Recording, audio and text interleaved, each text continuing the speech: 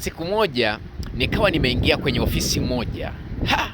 Nilipoingia pale, nilichokiona sikuamini, ndugu Mswahili, ndo nakueleza vile. Nikakutana na wale watu wanapigana makonde pale, yanarusha pale ngumi, mateke.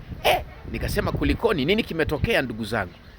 Hebu tulizeni kwanza, tukae chini mezani tuelezane. Mmoja akasema huyu ni mdhabidhabina, yani ana kizabina huyu. Huwezi ukaamini anachokifanya, alichonifanyia mimi. Kamwe siwezi nikamwacha, lazima nimfanye cha kumfanya. Amekuwaje tena? Ni mdhabidhabina, yani amechukua maneno hapa akapeleka kule, anatuchonganisha, anatufitinisha sisi. Nikasema anawafitinisha? Ndiyo.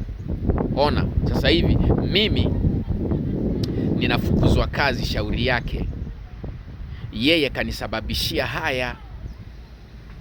Kwa nini mimi nifukuzwe kazi?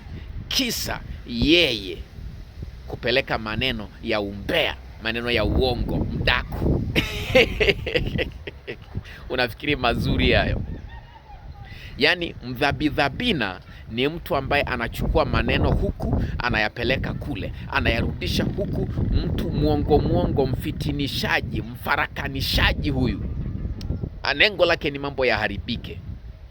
Ndio kuna msemo unasema ni aheri mchawi aishi nyumbani kuliko mdhabidhabina kukaa nyumbani. Yaani ni aheri mchawi aishi nyumbani, alafu mdhabidhabina akae mbali.